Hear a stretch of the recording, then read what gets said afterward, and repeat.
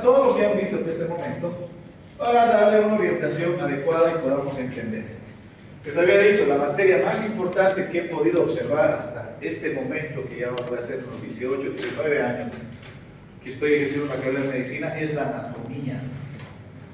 La anatomía es lo más importante para el médico, porque en estos todos los años ustedes tienen que empezar a dominar un poquito más, un poquito más, un poquito más, porque no solamente es la materia, aprobar y se olvida, no, entonces tenemos. El libro, no estoy diciendo que lean su Rubier, que son libros muy antiguos.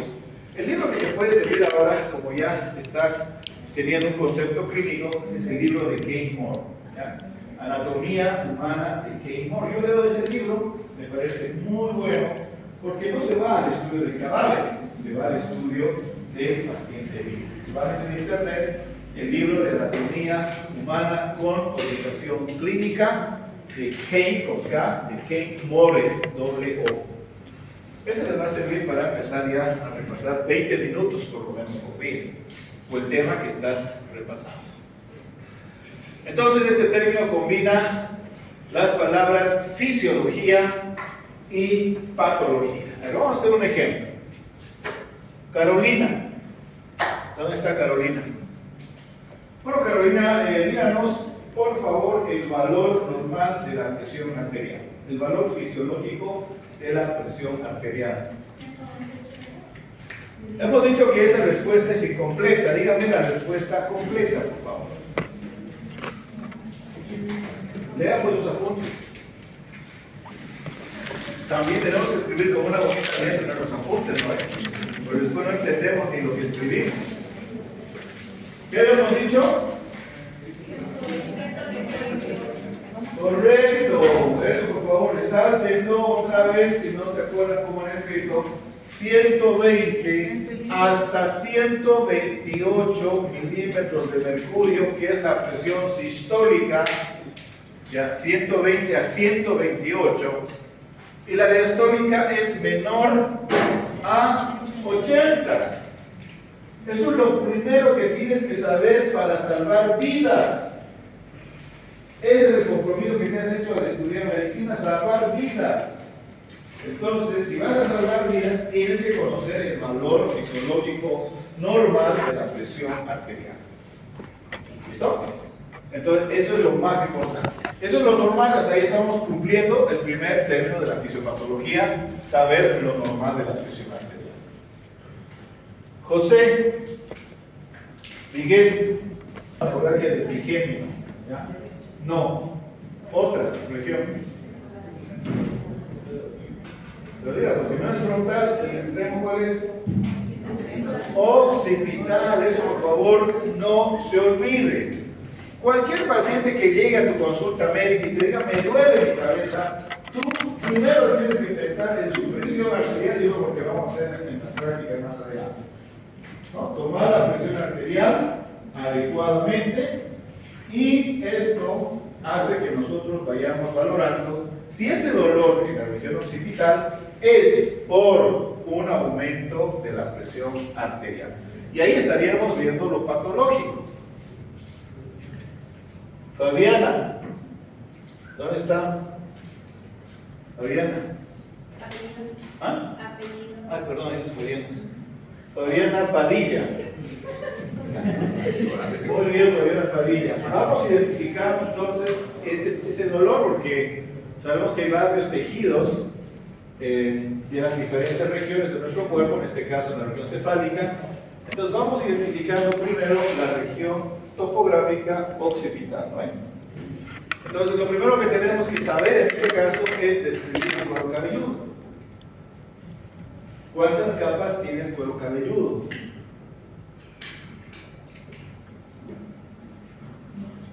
Esto tienen que saberlo porque ustedes van a reparar cueros cabelludos. Por eso su título dice médico cirujano. Si no diría pues médico nomás, ¿no? Médico cirujano. Domina anatomía y domina cirugías menores. ¿Cuántas capas tiene la piel entonces? La piel. ¿Cuántas capas tiene? 3. 3, lo más fácil. Muy bien, ¿cuáles son? Silencio, por favor. Epidermis. Claro. Epidermis, la que estamos viendo, la dermis y la hipodermis. Por favor, eso es lógica. Hipodermis. ¿El cuero cabelludo tendrá las mismas capas o tendrá más? Por lo menos tu cuero cabelludo, me imagino que cada uno conoce su cuerpo, ¿no? ¿Cuántas capas tendrá el cuero cabelludo? A ver, te voy a dar opciones. ¿Tendrá 3, tendrá 4 o tendrá 5? 4. ¿Ah? 3. No. 5, por favor, anoten. 5 capas, ¿ya? La primera capa es la piel con cabello. Bueno, si tienes cabello, ¿no? Piel con cabello, si no es de cabeza de rodilla. Piel con cabello. La segunda capa es el tejido conectivo denso. Tejido conectivo denso. La tercera capa es la aponeurosis epicraniana. Es la aponeurosis epicraniana. La cuarta capa es el tejido conectivo laxo. Y la quinta capa es el pericráneo.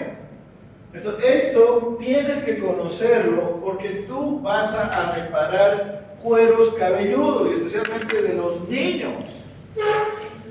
¿Ya? Los que andan correteando por ahí, se chocan su cabeza y ya sus padres lo llevan a emergencia. Y eso tiene que resolver un médico general, un médico cirujano. Entonces, vamos a tener en cuenta que esas 5 capas pueden doler, pero no a consecuencia de la presión arterial alta. Pueden doler por un traumatismo, o sea, no, descartado completamente. Catherine, ¿dónde estás? Catherine, entonces no, descartamos. Entonces, región occipital, háblame del hueso occipital. Háblame del hueso occipital. ¿Qué es? ¿Cuántas partes tiene?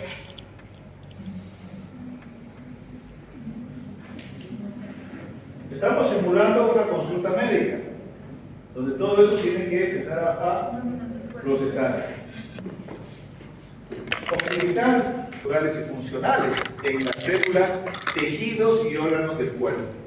Entonces, en este momento, en la medicina, nosotros nos estamos preocupando de la célula, porque la célula va a formar tejidos y el tejido forma órganos. Entonces ya habíamos empezado con ese concepto básico del oxígeno, del agua y los nutrientes que necesita nuestra célula. Y esto hace que evidentemente nosotros ya empecemos a darle un equilibrio homeostático a nuestro sistema.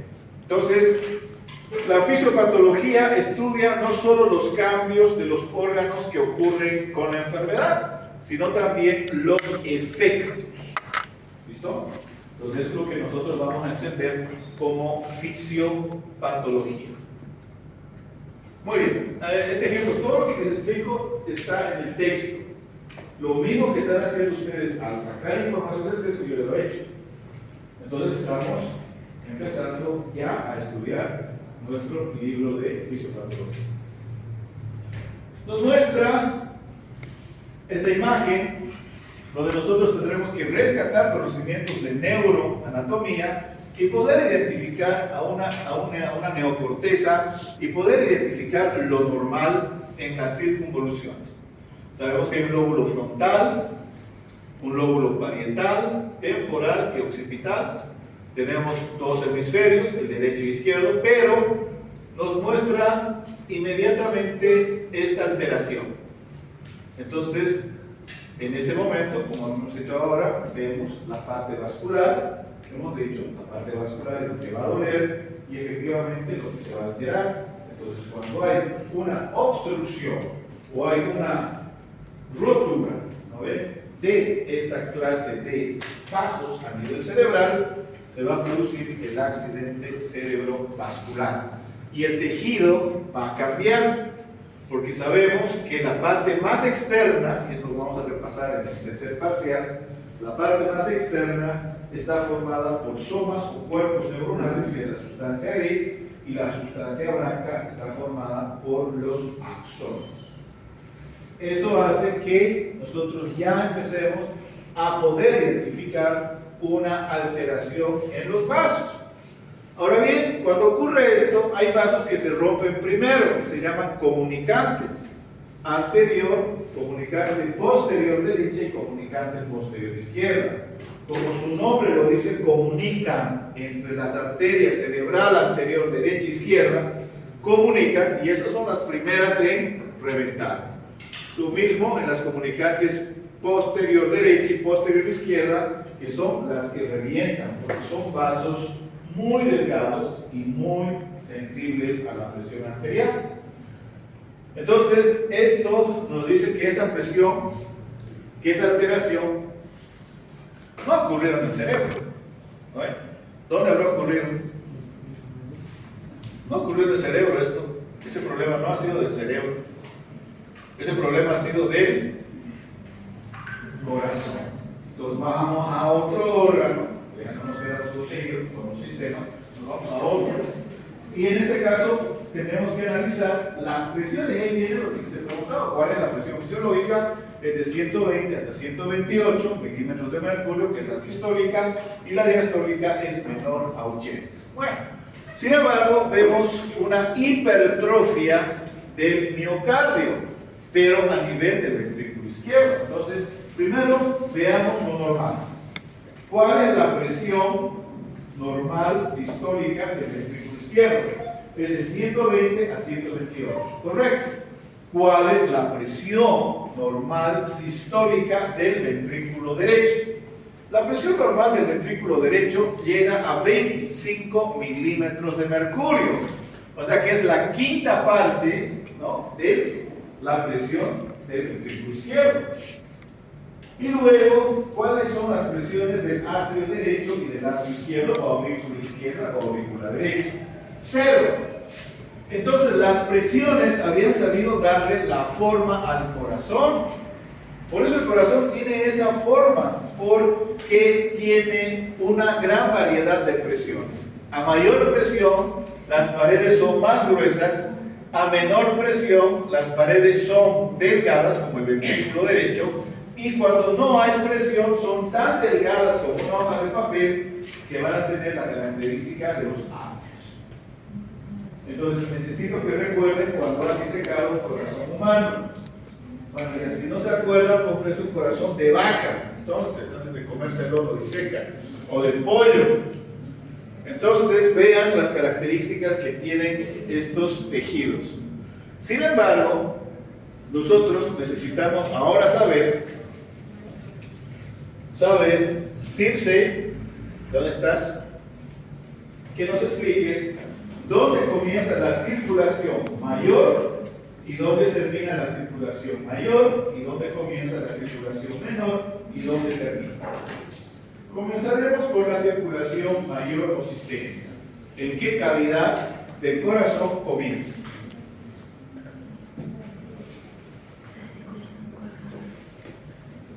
Pregunta que te vamos a hacer en todo lado, hasta tu examen de grado. ¿Dónde comienza? Circe. Hay 4 cavidades, dime una. Correcto, muy bien. La circulación mayor o sistémica comienza donde hay más presión. Lógico, donde hay más presión. Y donde hay más presión es el ventrículo izquierdo. Entonces, pero para saber cuánto es esa presión de 120 a 128, lo que nosotros podemos hacer es agarrar un grifo de agua, conectar una fuente como las que hay en el parque urbano, abrimos y le damos una presión de 120 a 128. Esa es la presión que se utiliza en las fuentes. Vamos a ver que el agua se eleva hasta 10 metros de altura. ¿Sí? Esa es la presión que tienes en tu ventrículo izquierdo. Imagínate, tremenda presión que para nosotros es normal. ¿No? Bastante alta la presión. Entonces, pero eso es normal para nosotros. Entonces vamos a tener en cuenta que sí comienza en el ventrículo izquierdo porque es sistémica, porque esa presión tendrá que llegar a cada una de las células de nuestro cuerpo. ¿Y dónde termina? Circe. En el ventrículo derecho. No, ¿dónde termina? En la aurícula derecha. Correcto, en la aurícula derecha. Ya termina con sangre, con menor cantidad de oxígeno, porque los mismos glóbulos rojos que han cedido el oxígeno han recogido dióxido de carbono de las células. Muy bien, ¿dónde comienza la circulación menor?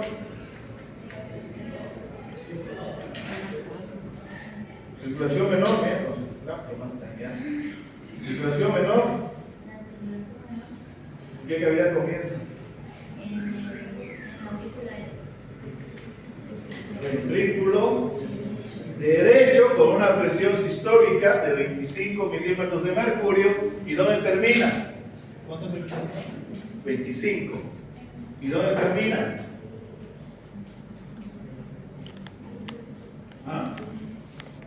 La última que sobra, ¿cuál es? Atrio izquierdo. Entonces, eso es lo que necesito, por favor, que se ubiquen, porque si yo no sé cómo está formado anatómicamente el corazón, no me voy a dar cuenta cómo suceden estos cambios en el organismo. Entonces, llega el ventrículo derecho sin oxígeno, pues tiene que ir al pulmón, por eso se llama circulación pulmonar. Libera el dióxido de carbono y se carga de oxígeno y vuelve otra vez al lado izquierdo, y esto comienza a circular por todo nuestro organismo, y esto nos sirve bastante en los medicamentos endovenosos, porque esta circulación mayor y menor tarda aproximadamente 60 segundos. ¿Puedes calmar el dolor de tu paciente en 60 segundos? Sí. ¿Puedes calmar un dolor crónico en 60 segundos por vía endovenosa? Sí. ¿Puedes bajar la presión arterial en 60 segundos con diuréticos? Sí. Pero tienes que saber cómo funciona la circulación mayor y menor. Porque todos los medicamentos que tú vas a colocar por vena, ¿dónde van a llegar? ¿A qué cavidad crees que va a llegar en el corazón? Atrio derecho. Todo va a llegar al atrio derecho.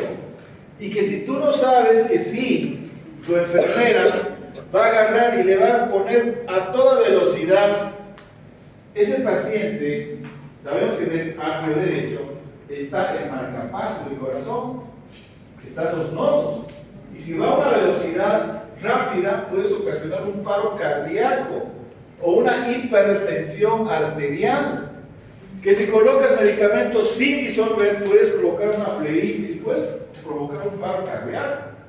Y es lo que ocurre en las farmacias, que ponen su farmacia y ponen enfermería y están ocasionando esta clase de accidentes, porque no saben cómo funciona adecuadamente el corazón, cómo se tiene que aplicar los medicamentos, y obviamente no puedes agarrar un suero que ha estado en el freezer y colocarle a tu paciente. Bueno, entonces vemos que sí, ahora entendemos que en este caso, vean el grosor que tiene. Nunca ha ido al médico, nunca se ha medido la presión arterial, o por ahí la he medido y tenía 140, y el médico o la licenciada de la enfermería no sabía los valores normales, le han dicho, está todo bien. Entonces, esto ha sido crónico, porque esto ya es crónico, porque este grosor ya no va a desaparecer nunca más, y esto es lo que ha ocasionado inmediatamente esa rotura a nivel de las arterias comunicantes del cerebro, y eso nos habla de un AVC. Pero ¿a consecuencia de qué? A consecuencia inmediatamente del consumo indiscriminado de sodio. Pero entendamos de una vez por todas que no solamente el sodio interviene en el aumento de la presión arterial, también interviene el azúcar, la inflamación vascular, la rigidez vascular que aumenta la presión arterial, y este sodio va a retener líquido. Pero yo ¿Dónde estás? Jocelyn. Pero no podemos decir al paciente, no, la sal es lo peor, usted no consuma sal, no podemos hacer eso. Porque el sodio es uno de los electrolitos más importantes para movilizar el agua en nuestro organismo. Y al movilizar el agua estamos hablando de la producción de energía en nuestro cuerpo. Habíamos hablado del ATP, cuando esté en contacto con el agua, cómo se potencializa. Y eso nos da energía. Si no hay sodio, no hay movilización de agua. Por ejemplo, el paciente se está durmiendo, el paciente no tiene energía. Entonces, Jocelyn, vamos a ver cuál es esa dosis de sodio basal o de sodio que debe consumir nuestro paciente en 24 horas. 3 gramos. Ya, entonces habíamos hablado de unos 5 de la Organización Mundial de la Salud. Creo que la organización cree que nos enfermemos. Hemos bajado a 4, a 3. La Organización Cardiológica Mundial dice de 2.5, pero mejor quedamos en 2 gramos. ¿Ya? Entonces, 2 gramos, por favor. Y eso tienes que enseñarle a tu paciente cuánto es 2 gramos. 2 gramos parece que es una cucharilla, ¿no? Tienes que averiguar bien, pesar 2 gramos y decirle esa cantidad tienes que consumir en 24 horas. Pero no lo hacemos. Lastimosamente los productos, todos los productos del supermercado, los supermercados están enfermando, pero lastimosamente la cantidad de sodio tiene que ser sumada entre tu desayuno, tiene que ser sumada entre tu almuerzo, tu té y tu cena. Pero sabemos que los embutidos son los alimentos cancerígenos, ¿no? Está en primer puesto ahí como cancerígeno, y parece que nos valiera a nosotros porque consumimos los embutidos. Y estos son también los que van a tener gran cantidad de sodio. Habíamos dicho que los embutidos, por ejemplo los choripanes, famosos choripanes de Hipermaxi, contienen 10 gramos de sodio.